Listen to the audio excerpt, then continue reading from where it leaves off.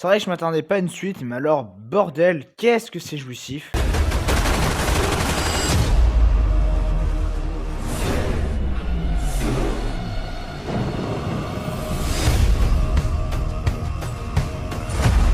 Bonjour à tous, il est Tato, j'espère que vous allez bien. Alors ça s'entend peut-être à ma voix, mais je suis malade, hein.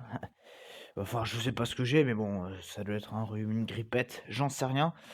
Enfin non, peut-être pas une grippe, mais peut-être un début d'angine.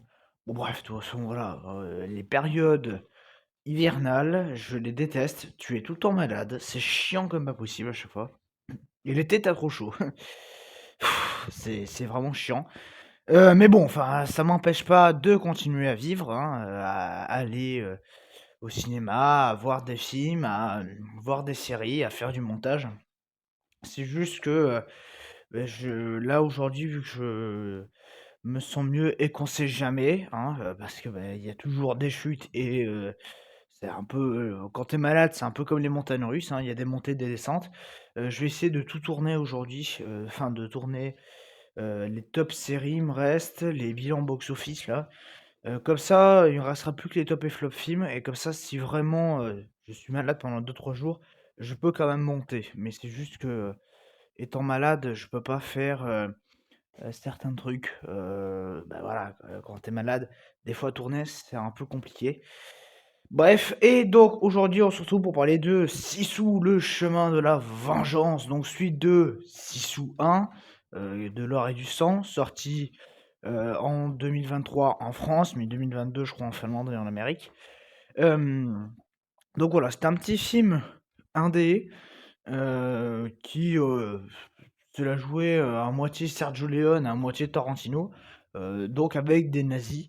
Et donc le premier, c'était on suivait un homme qui venait de trouver de l'or et qui, allant déposer son or, n'avait pas de bol puisqu'il tombait sur des nazis qui voulaient lui chipper son or et le buter. Sauf que bon, vu que le mec, il est littéralement increvable, il s'était mis en objectif de dégommer des nazis à tour de bras. Et donc ici, ici, alors c'est plus de l'or, hein. Non, ici, il veut protéger sa maison. En fait, dans ce film, si vous voulez, donc le héros rentre chez lui. Et en fait, il était en Finlande, mais vous savez, après la guerre, il y a eu une partie de la Finlande qui est revenue à l'Union soviétique. Et donc, pas de bol, parce que lui, il est là-dedans. Donc lui, ce qu'il veut faire, c'est en fait, il numérote chaque bout de sa maison. Il veut récupérer toutes les planches de sa maison et aller se la refaire de l'autre côté de la frontière. Et sauf que pas de bol, hein, parce que, vu qu'il est rentré en Union soviétique et qu'il avait tué 300 Russes auparavant, effectivement, les gens, enfin les généraux sont pas très contents. Ils vont donc chercher le tortionnaire qui a tué la femme et les enfants de cet homme. Et donc effectivement, donc le méchant interprété par Stephen Lang, donc le méchant de Avatar.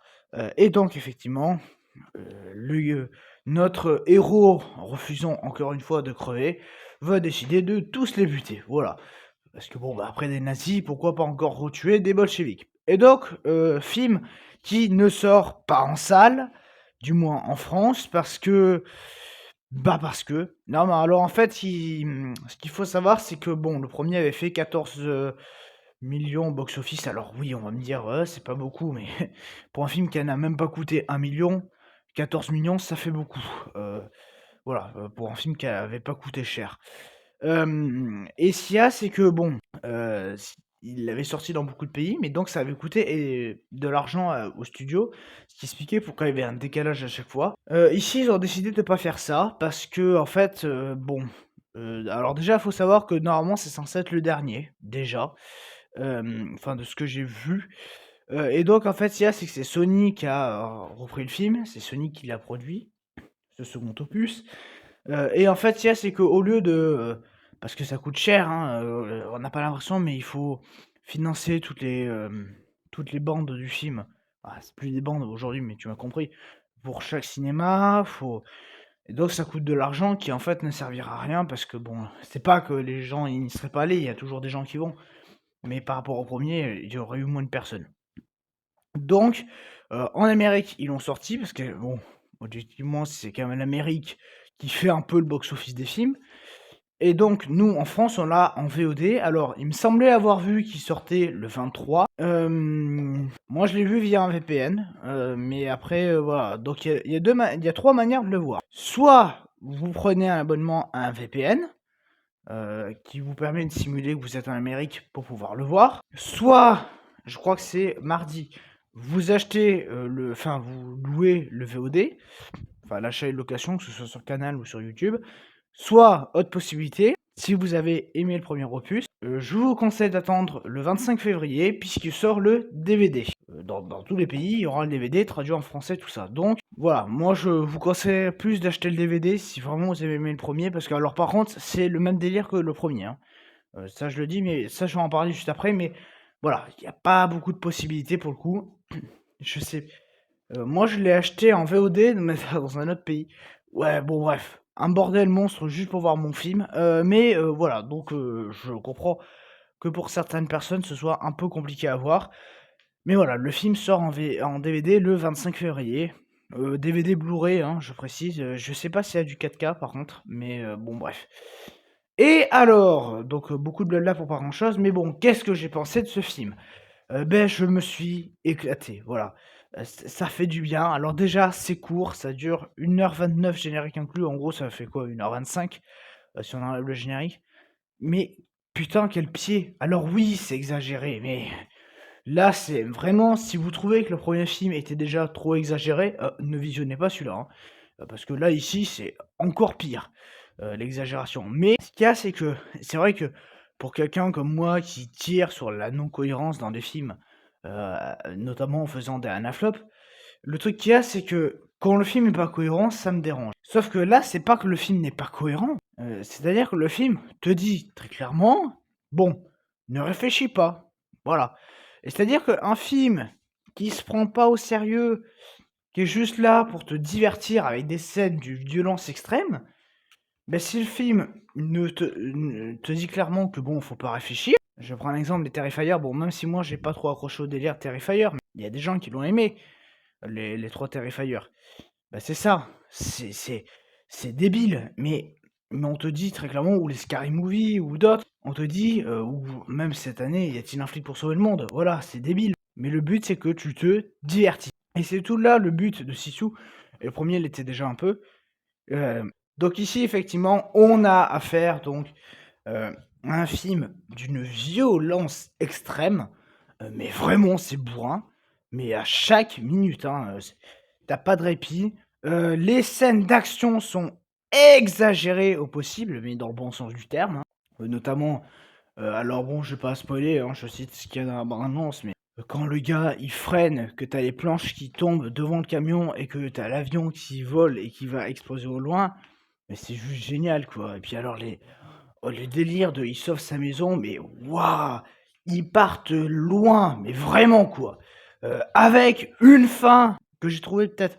Enfin, bon, alors moi je ne saurais pas dire lequel est le mieux entre le 1 et le 2. Mais la fin, alors bon là c'est.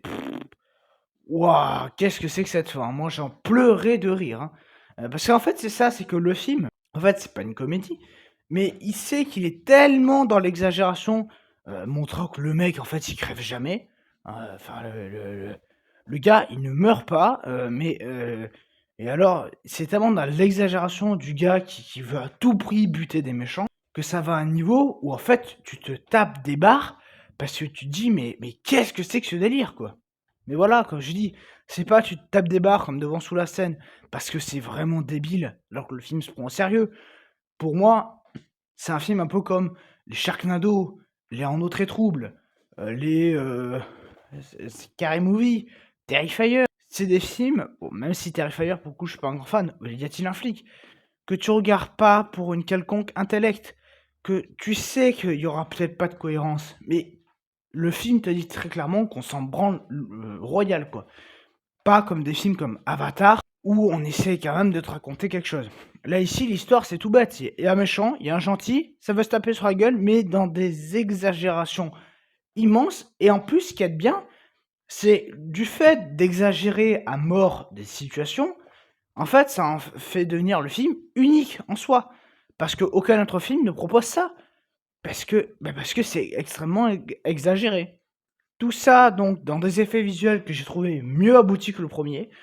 Parce que c'est vrai que le premier quand même l'avion à la fin, j'avais trouvé ça un petit peu moche, par moments. Enfin après c'était un petit film, puis bon je trouve que ça va finalement bien avec le délire un peu, complètement barré du film. Là ici, il y en a plus. Je trouve que ça à peu près il y a que un moment, il y a un truc avec un char. Voilà, j'en dirai pas plus, mais ouais bon, c'était un petit peu too much, mais alors le délire, voilà, des situations genre l'avion qui va le dingue au fond, l'avion qui descend dans la forêt, il est tordu, et t'as l'autre qui freine, ça a fait péter l'aile d'un avion, et l'avion il va exploser devant. Mais t'inquiète, le camion a rien. Mais des trucs comme ça, mais j'en pleurais de rire, tu te dis, mais comment un scénariste a pu avoir autant d'idées? Parce que c'est ça le truc aussi. C'est que c'est frais, parce que finalement tu l'as jamais vu ça dans un film d'action bourrin. Même des Fast and Furious qui envoient des bagnoles dans l'espace, t'ont pas fait un truc comme ça. Et en plus, on est sur un road movie un peu comme les Fast and Furious, c'est-à-dire qu'on est souvent dans la bagnole. Sauf la fin qui, elle, n'est pas. Le climax n'est pas dans la bagnole, mais sinon, souvent, on est dans un camion, dans un tank, dans un véhicule. Et j'ai trouvé ça extrêmement bien fait. Niveau mise en scène, mais là aussi, c'est les petits oignons. Le réal, franchement, ben moi déjà, j'avais beaucoup aimé son travail sur le premier opus, avec des plans qui montraient vraiment la beauté de la Finlande, et avec des plans qui faisaient très Sergio Leone, hein. Et ben ici, en fait, c'est ça. On est toujours dans le même délire. Pour moi, en fait, la saga Sisu, c'est Sergio Leone fois Tarantino. Mais avec une dose de débilité supplémentaire pour vraiment rendre le récit unique en son style. Et du coup, voilà, moi j'ai beaucoup aimé. La BO, comme d'hab, elle est géniale. Comme le premier, j'ai plaisir à réécouter ces musiques qui sont en fait super cool. Il y a même des moments où ça joue presque avec l'humour. Quand tu vois que bon, le mec, il a pas une gueule de porte-bonheur, hein. Puis alors quand il regarde ses ennemis, tu te dis ah merde, vous êtes mort. Il y a toujours d'ailleurs le même système de chapitrage qu'il y avait dans le premier film. Vous savez, par exemple, chapitre 2, les nazis, chapitre 3, le champ de mine ou je sais pas quoi. Et ici, c'est un peu pareil, sauf qu'ici, les titres sont encore plus violents, avec notamment les 2 derniers titres où il y a carrément du sang dessus, hein. Genre, je sais plus ce que c'est, il y a un chapitre, je crois que c'est, le carnage des motards, un truc comme ça, tu te dis: «Oh putain». Carnage motorisé. Je crois qu'il y a un titre comme ça, tu fais: «Ah, bon, bah, on a compris qui c'est qui va crever». Puis alors vraiment, tu as plaisir, toute cette violence. D'ailleurs, j'ai pas compris, parce que la bande annonce américaine, il y a du sang, et la bande annonce française, tu as l'impression qu'ils ont ultra cut le sang, alors que dans le film, il y a le sang, quoi. Et d'ailleurs, qu'est-ce que ça fait du bien, cette violence, mais d'un niveau. Quant à l'autre, enfin, mais bon, enfin, je vais pas vous spoiler, mais alors le nombre de coups violents, genre le gars qui recule, t'as un mec qui est propulsé dans le pare-brise de la bagnole de derrière, et t'as l'autre derrière, le méchant, là, qui met les essuie-glaces, et tu vois le sang qui est envoyé sur les côtés avec l'essuie-glace, mais tu te dis, mais qu'est-ce que c'est que ce délire, quoi. Donc voilà, c'est génial, ça va à 2000 à l'heure, tu te me fais pas chier. Et les personnages, en plus de ça, sont développés. Alors par contre, oui, l'acteur qui joue, le personnage, principal, au moins on est sûr qu'il y avait pas de problème de réplique, voilà. Parce que là où dans le premier il y avait 3 lignes de dialogue à la fin, alors là, ici, pas une ligne, quoi. Le gars, il est muet comme une carpe et ça renforce le côté complètement barré du film.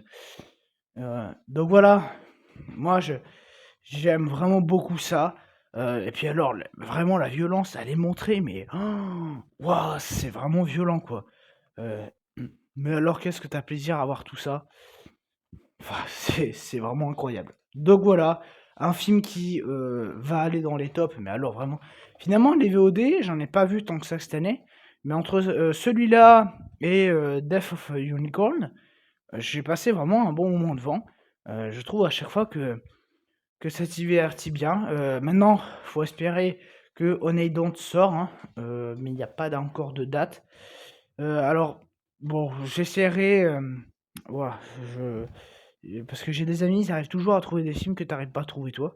Donc je leur demanderai s'ils arrivent à me retrouver ce film, Don't, voilà, parce qu'il y a même pas de DVD, je crois. Bref, mais en tout cas, voilà, moi, 6 ou 2, je serai au rendez-vous. Quand il sort en DVD, je me l'achèterai. C'est bourrin à mort. C'est génial, mais alors, putain, après une journée de travail où tu en as eu ras le cul, mais ça fait du bien, quoi. Donc voilà pour Sisu, Le chemin de la vengeance, je crois que c'est le titre français, ou Road to Revenge in English. Donc n'hésitez pas à me dire en commentaire ce que vous en avez pensé si toutefois vous l'avez vu, ou même ce que vous avez pensé du premier opus, que moi fait vraiment partie de mes films 2023 préférés et que je crois que j'ai beaucoup vu en DVD celui-là.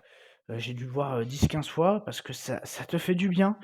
Donc voilà. N'hésitez pas à vous abonner, à laisser un like, à partager la vidéo pour que ça fasse quelques vues, parce que j'aimerais bien quand même que le film en VOD il marche plutôt pas mal, parce que c'est vraiment un très très bon film. Et c'est dommage que ça sorte pas en salle, mais bon, qu'est-ce que vous voulez, hein? Les studios américains, ils préfèrent te sortir des trucs de merde comme La femme de ménage, hein, plutôt que te sortir Sissou, quoi. Oh putain. Ou te sortir Weekend en salle, au lieu de te sortir Sissou, La route de la vengeance. Le chemin de la vengeance. Bref, donc voilà ce que j'avais à dire. Donc moi je vous dis à très bientôt, allez ciao.